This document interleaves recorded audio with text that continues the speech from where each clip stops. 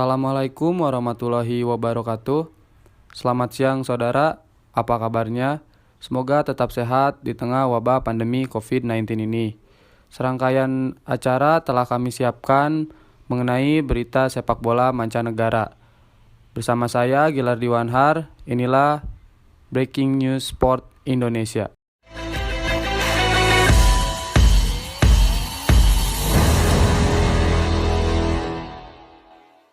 Bursa transfer musim dingin di Eropa telah resmi ditutup beberapa hari yang lalu. Bursa transfer memiliki tahap-tahap yang harus diperhatikan oleh suatu pemain yang akan pindah klub ke klub yang akan ditujunya. Salah satunya adalah tes medis. Berikut adalah tahap-tahap yang harus dilalui oleh para pemain untuk melakukan tes medis.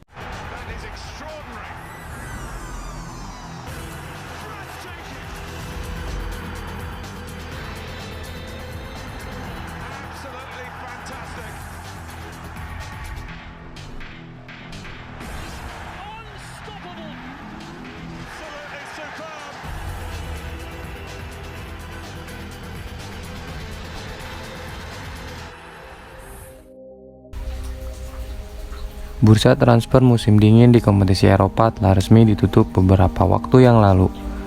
Ada yang kembali ke klub lama, ada pula yang hengkang ke klub rival. Ada pula yang bertahan di klubnya sekarang. Bahkan yang lebih apesnya lagi, ada beberapa klub yang belum mendapatkan pemain incarannya.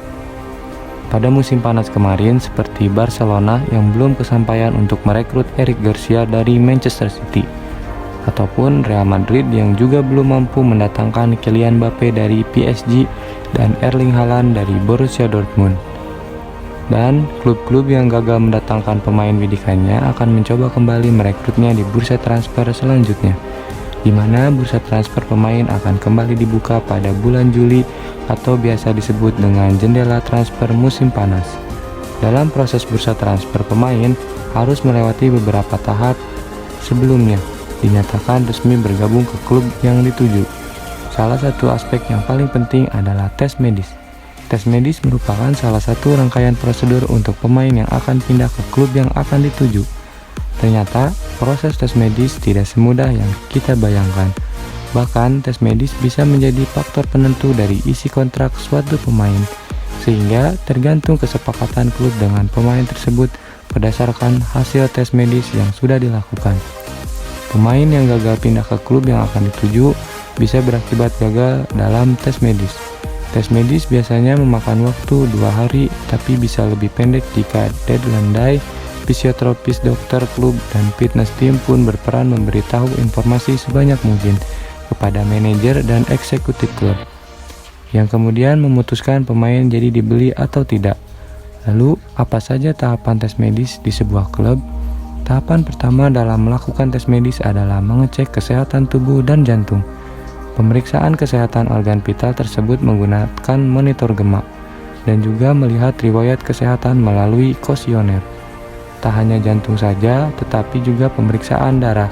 Selanjutnya, diperiksa urin juga untuk mengetahui apa saja masalah kesehatan yang bersangkutan dengan penyakit diabetes. Setelah tahap pertama selesai, langkah selanjutnya adalah pengujian otot, yang mana ketika menjalani tes medis, para pemain akan diminta untuk melakukan pemanasan terlebih dahulu. Namun pemanasan ini akan dibantu dengan sepeda fitness sehingga lebih cepat prosesnya. Setelah itu pemain akan menjalani tes bernama penilaian biodex. Tes ini akan menguji kekuatan antara kelompok otot.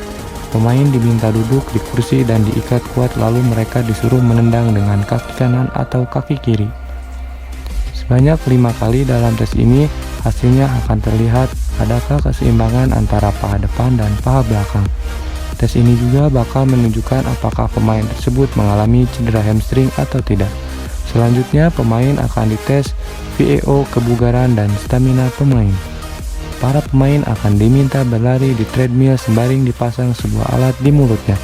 Hasil tes akan menunjukkan apakah pemain tersebut bisa langsung diturunkan dalam laga selanjutnya atau tidak, atau justru pemain tersebut harus diasah lagi kemampuan fisiknya sebelum bisa turun ke lapangan.